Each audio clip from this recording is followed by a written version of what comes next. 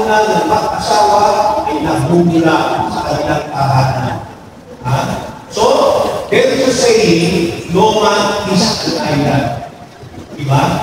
No man stands alone. Each one as my brother, each one as my friend. Alam po ninyo, kahit si Robinson Crusoe, kung kilala kayo, this is the only man na nagsabi na mag-isa lang ako. Mag-isa lang siya, he tried to live alone. But every man, he goes to the market and buy things. So nakikisa lang kumakain siya sa kanyang mga at kasama. Kung talagang hindi pwede, mag-isa lang. So, what does it mean to be a human person?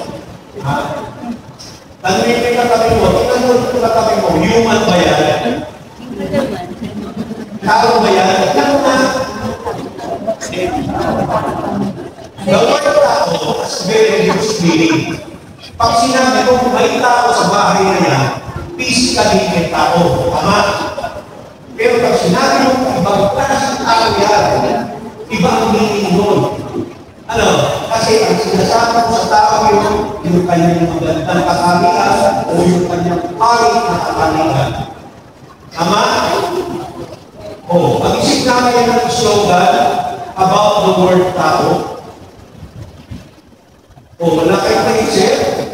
Madaling maging tao pero mahirap magpapalo. Di ba? Tignan natin kung katabi mo kung tao nga ba yan. Now, how do we value people? Paano natin hinitingnan ang mga tao? Ang hayop daw, reactive. Pagka sinipa ng kaso, magkakain sa'yo. Kapagating ka, ano? Pero ang tao, pag sinipa mo, nag-iisip mo na kay Panginoon. Ano ba yung problema nun? Bakit ako sinipa? Di ba gano'n? Pero yung tao, parang maripin. Di ba? Binibigit ako, ang kinahinatol. Tapos, subukan. Pagkatapos, binarin, goodbye, Philippines. Di ba? Kasi, mayroong tao, ang human dapat proactive. Ang mag-iisip muna, bago siya gumawa ng kanyang desisyon. But sometimes, mayroong mga tao, parang hayop din. Di ba? Pag sinipa mo, sisipahin ka rin. Ano? Di ba? May ano eh. Tama? Lalo na kapagalit. Naniniwala ba kayo, mayroong mga hayop na parang tao? Sino ito may alam ang aso? At sa kamay. Mahal mo may aso, no? Mahal mo hindi. Mahal. Pag hinagdagan mo na sa pagyo, papatayin mo ba ito eh? Kasi mahal mo eh.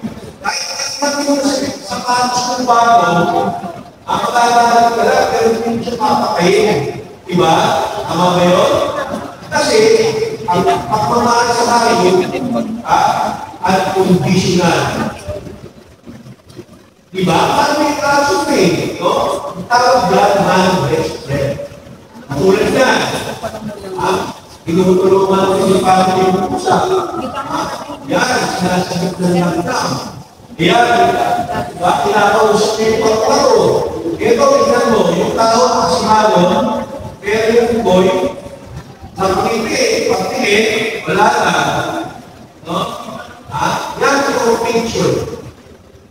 Ngayon, on August 16, 1996, meron yung three-year-old boy, nahulog siya doon sa Brookfields. Ito po kung nila-istorya.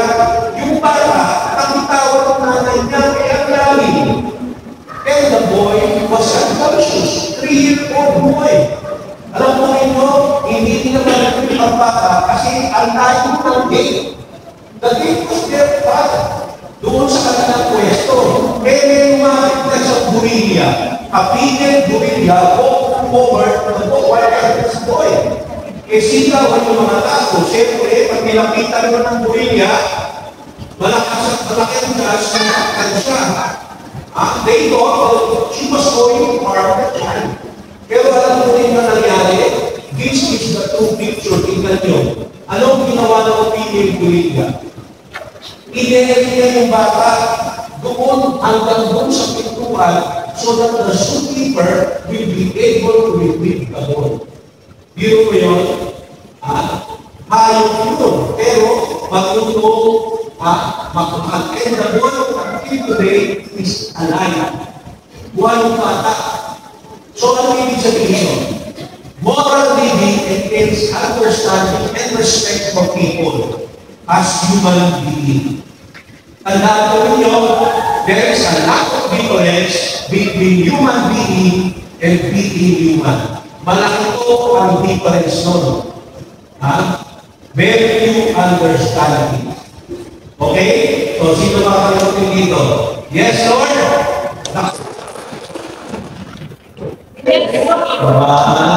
One, two. Makakalimutin. Ilan ba kayo? Uli. One, two. Three, four. One, two, three, four. Parang isa. So, anong word mo? Sino mo ang nagtatrabaho sa gobyerno nito? Sa gobyerno, GSI, Christian. Pagka government, GSI. Pagka private, SSS. May accident insurance ka ba? Meron ka bang life insurance? Meron ka bang car insurance? Meron ka bang property insurance? Lahat meron. Ngayon, yung mga nagtatrabaho na bata ay work from home, meron silang hospitalization. Pag naka-register ang magulang, pwede ipagamot ang magulang sa hospital bill. Diba? So, anong word mo? Let me tell you a story. Ito ang sabaw ang handang word. Sabi ng babae, before I jumped off from the building, I thought I was the most unlucky person in the world. Alam mo, napakamatay siya, tumalon siya sa building. Ngayon, ang mga bata, maraming napakamatay. Sa kampagitan doon, galing ako doon kaninang umaga, marami doon nag-try magpakamatay ng elevate kahit madalo. Pero napakamatay ay sila. Iwan is to happen to your children. Hindi. Kaya kayo, kaya tayo start sa energy counter to make our home a place to be well. Tama? So, sabi niya, before I jump off from the building, I thought I was the most unlucky person in the world. Ngayon, habang tumapagsak siya, nakita niya on the 10th floor, sabi niya, I saw a lot of people beating each other. Kilala niya yun eh, kasi doon siya nakatira. Nakita niya, nagmamahalan yung nakeri yun na. Pero nagsusuntukan. No? On the 9th floor, nakita niya yung siga sa kanila, umiiyak. Sabi niya, siga yun na, umiiyak. Ano na yung problema? On the 8th floor, nakita niya, si Susie, yung friend niya, nahuli yung boyfriend niya may kasamang iba. On the 7th floor, kita-kita niya si Anne, ay bilang niya rin umiinom ng anti-depressant. On the 6th floor, si Richard, yung kanyang barkada, naghahanap pa rin ng trabaho, nagbabasa na nila. On the 5th floor, nakita niya, yung si John, sinusot yung brother asawa niya. Ba't yung pala yun?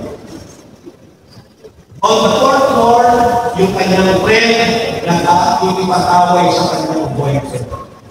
On the 3rd floor, nakita niya isang old man looking at the window, waiting for somebody to visit.